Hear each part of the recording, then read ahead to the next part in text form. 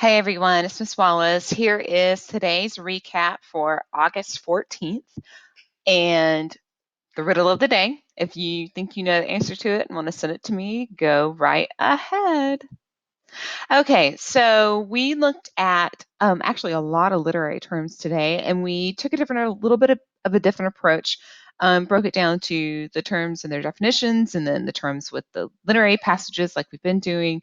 Um, but making sure that we don't skip that very important step of knowing exactly what the term is and how to distinguish it, because we're going to use those terms to determine meanings of words, look at the context clues, and understand interpretive language and analyze connotation and nuance.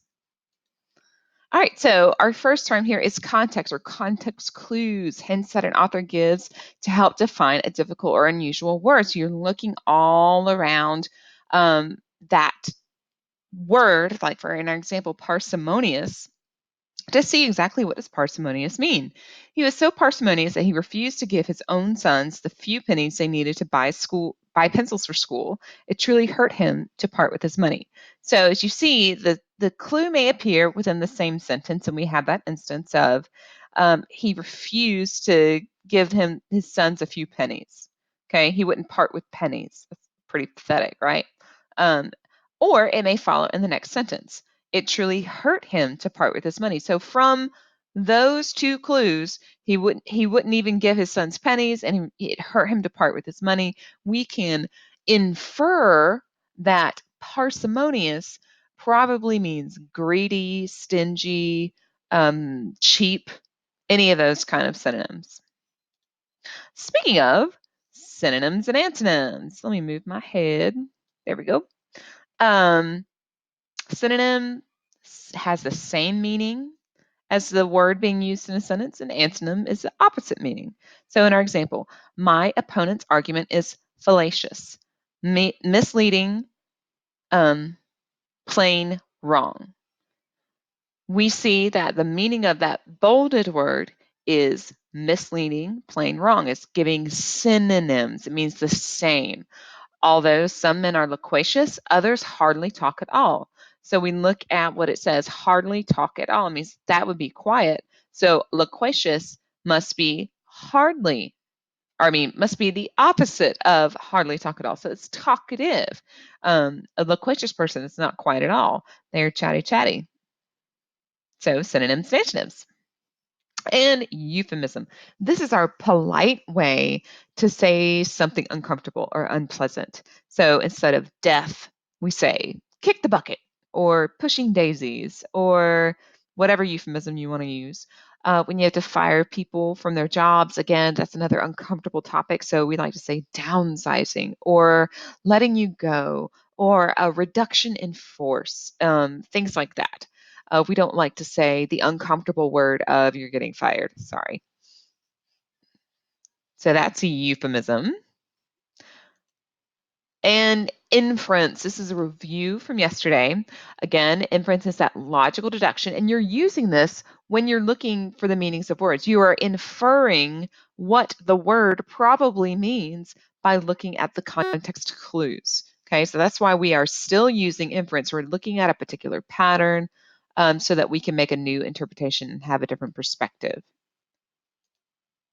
Oh, right. And then this really does not include inference. You're going to look at matching the correct term and definition. And you can, if you need to pause and rewind the video and remember and things like that, go for it.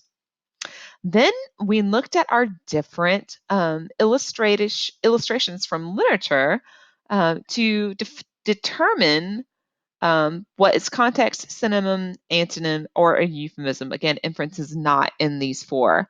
This I meant to take it off, but I forgot. So there is that, and you can pause the video, practice, and then click play and go on and see what the correct answers are.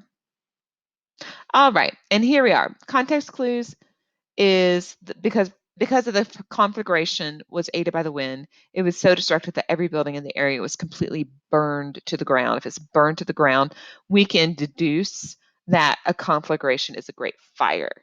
And then you see synonym, an antonym. Those are pretty self-explanatory right there. For euphemism, for the time being, he explains, it has been found necessary to make a readjustment of rations. A readjustment of rations meaning, oh, we're not going to feed you as much because rations are like food supplies, whatever. You're not going to get anything. So it's a nice way to say we don't have enough anything of food for you. All right, moving right along. Again, we're looking at using our skills of inference, okay? Looking at patterns and logical conclusions and deductions to figure out what words mean. And this is from your lesson. You can look at it yourself as you go through the modules. Make sure you are doing that. And moving right along to hyperbole, using overly exaggerated language to emphasize your point. I'm so hungry I could eat a horse. No, you can't. You can't do that. You'd die. You could eat a piece of a horse, sure, but that's kind of gross. And see, just like in the little comic. And comics like to use hyperboles a lot. Personification is a figure of speech in which an animal, object, force of nature, or idea is given human qualities or characteristics. The flame of the candle danced in the dark. A candle is not literally going to dance, right? It's not Beauty and the Beast, and all the household objects do not come to life. But Beauty and the Beast is a good, kind of object lesson of what personification is. Idiom. Okay, now this was one of the difficult ones from today because this is easy to confuse. The biggest distinguishing characteristic for this is that it's just a set of expression or a phrase that's not to be taken literally. You do not take it literally. I worked the graveyard shift with old people. You didn't literally work a graveyard shift, like in a graveyard. That simply means you worked the like from midnight to 8 shift, right? All night long, all through the dark hours.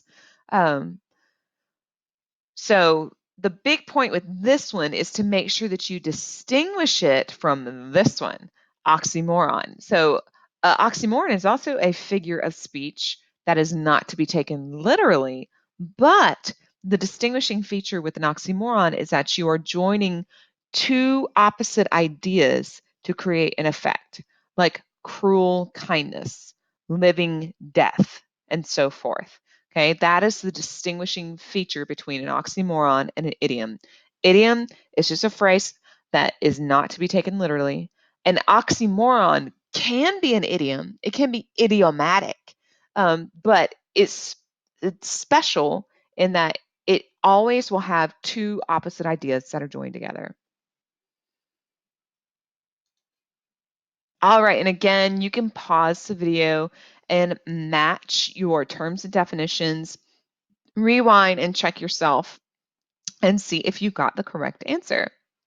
Same thing here. You can pause the video and practice identifying these 4 terms in our literature. And then when you're ready, hit play and check your answers. All right. So we have our idiom right here. If we play our cards right, we may be able to find out when those whales are being released from Star Trek. He doesn't literally mean playing our cards, and Spock kind of points that out. How will playing cards help? You took it too literally. He didn't mean that at all. It's just an idiom, it's a phrase. And then here we have several oxymorons together: war and peace, fear and love, burn and freeze, flee above, cannot arise, hyperbole. I love you, dear. I'll love you till China and Africa meet. No, that's not literally going to happen. The river jumps over the mountain. The salmon sing in the street. All of those are exaggerations and are not literally going to happen, except you may have a baby interrupt our lesson. And then personification, because that poem is personifying death. Death is being looked at as a carriage driver that is coming to collect the speaker and take her on to her next life. Okay. And then this is also something that you can do in your lesson itself. You'll be able to sort, drag and drop personification versus hyperbole, and I think you'll do great with that. And then you've got some practice questions. Again, looking at an excerpt from Animal Farm. And determining the meaning of the oxymoron